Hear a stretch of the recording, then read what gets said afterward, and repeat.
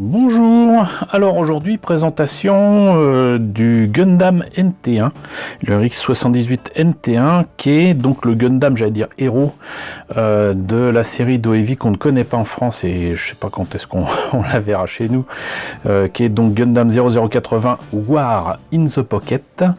Il se trouve que ce Gundam NT1 je vous l'ai déjà présenté mais dans sa version HGUC, voilà, donc un kit beaucoup plus récent. Là ça va être intéressant parce que du coup c'est vraiment le kit de l'époque, le kit du moment de la sortie des OEV, donc 1989. Là on est quand même un an après la sortie de Char's Counter-Attack, donc le premier vrai film de Gundam, vrai film parce que inédit, pas une compilation de ce qu'on avait déjà vu à la télévision, enfin ce que les Japonais avaient vu à la télévision. Donc là on a donc un kit qui a logiquement largement plus de 30 ans, 32 ans, un kit à l'ancienne, mais une collection qui est chère à mon cœur parce que même si après Bandai a fait quelques ratés, notamment avec certains kits de Silhouette Formula F91 et puis de Gundam F91, il y a quand même de très belles choses dans cette collection de Gundam 0080.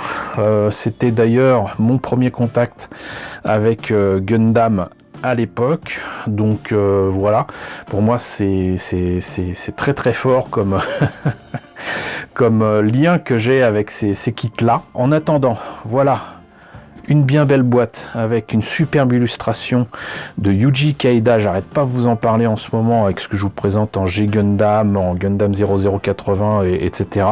Voilà, illustration absolument superbe.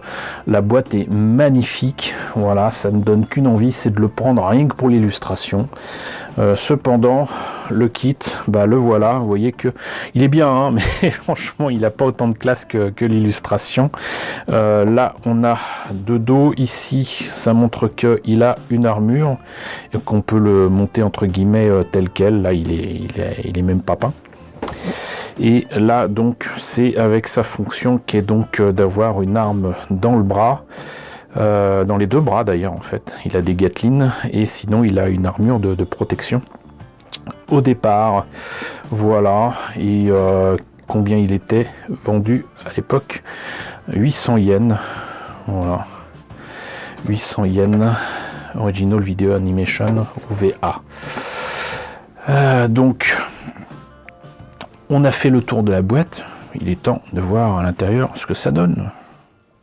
Alors, je vous ai ouvert d'ailleurs spécialement les sachets pour que vous voyez les grappes de près. Il y a des choses à dire, mais je suis toujours aussi épaté par la qualité des notices qui sont livrées avec ces maquettes. C'était déjà un ravissement au milieu des années 80 de découvrir ce genre de choses, enfin un petit peu plus loin que le milieu des années 80, mais voilà, c'était vraiment le top du top. Avec ce genre d'illustration.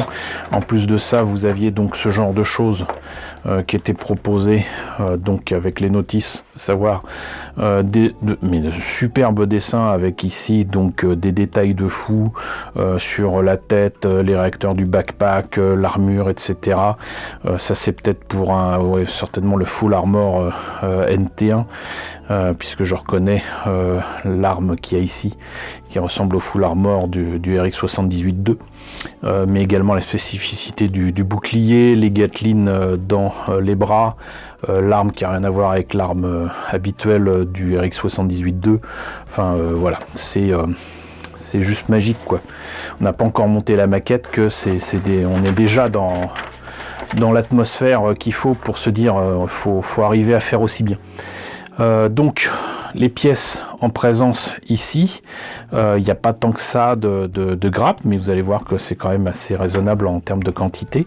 On commence par monter les bras. Par contre, 1989, j'ai envie de dire maquette à l'ancienne, donc c'est pratiquement toutes les pièces doivent être collées, poncées ensuite pour enlever les jointures, que ce soit pour l'épaule, les avant-bras, etc. Enfin, je vais pas vous la refaire.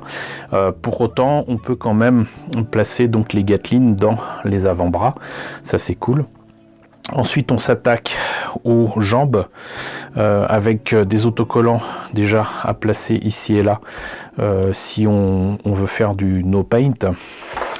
Mais là, je vous le conseille vraiment pas. Le buste, voilà, qui est à peine articulé. La tête, qui est bizarrement présentée ici en plus du bassin, ça fait vraiment très bizarre. On met le tout, on n'oublie pas de rajouter les jupes, sinon il va attraper froid.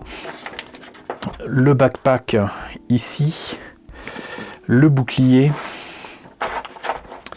Qu'est-ce qu'on voit là? Apparemment, donc il faut, je pense, enlever le backpack peut-être, je sais pas. Je comprends pas trop ce qu'ils mettent ici, mais c'est pour placer les pièces d'armure. À mon avis, il y a quand même des pièces à enlever, voilà. Les Gatling, etc., des avant-bras sont enlevés pour que les pièces puissent tenir. Et là, il y a ça à mettre.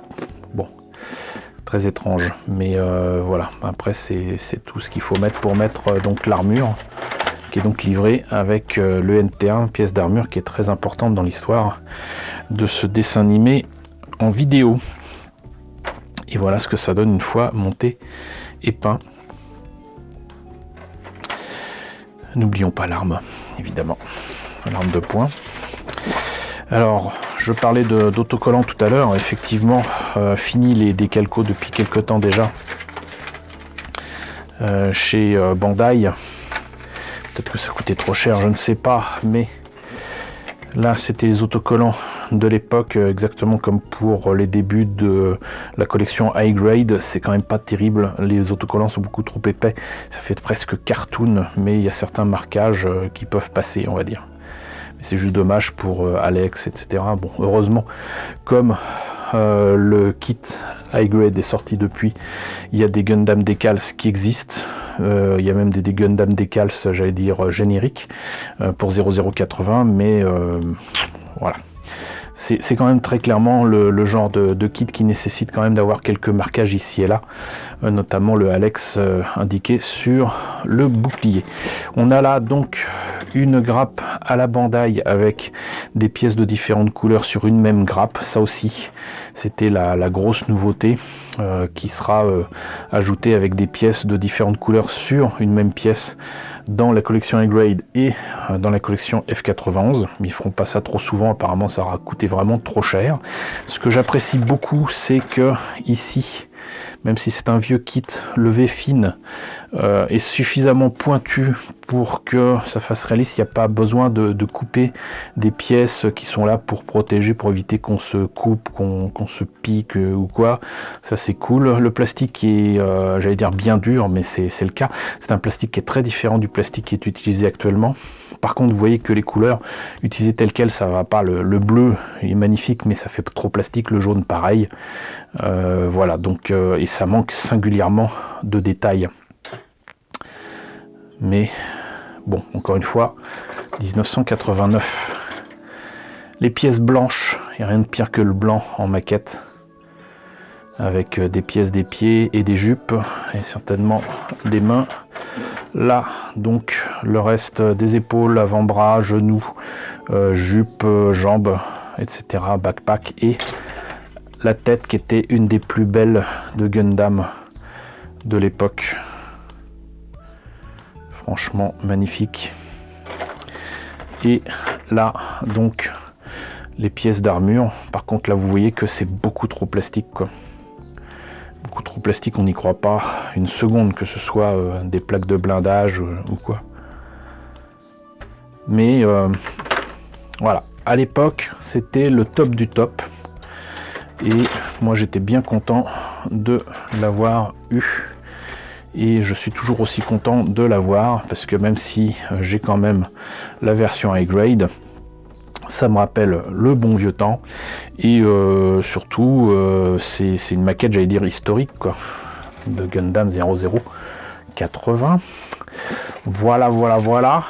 Donc, bah écoutez, j'espère que la présentation de ce Alex NT1 vous a intéressé. J'ai hâte, vraiment hâte de vous présenter le reste parce que j'ai aussi le vieux Camphor à vous montrer, le vieux Aigog, j'ai pas encore retrouvé le Zugok, mais voilà, il y a quantité de belles maquettes de 0080 qui vous attendent pour les semaines à venir. Donc en tout cas, j'espère que ça vous a intéressé. N'hésitez pas à me dire ce qu'il en est dans la section commentaires. N'hésitez pas à liker, c'est très important. N'hésitez pas à partager, n'hésitez pas à vous abonner si ce n'est pas déjà le cas. Coucou aux nombreux abonnés qui nous ont rejoints ces derniers temps, bienvenue ici. Coucou aux grands anciens qui me suivent depuis 5 ans. Merci à tous de votre fidélité, merci à tous de votre soutien sur Tipeee et sur Paypal. Surtout prenez soin de vous, surtout en ce moment. Je vous laisse avec la liste des contributeurs de la chaîne et je vous retrouve, c'est promis, très vite pour la présentation de kit vintage 0080.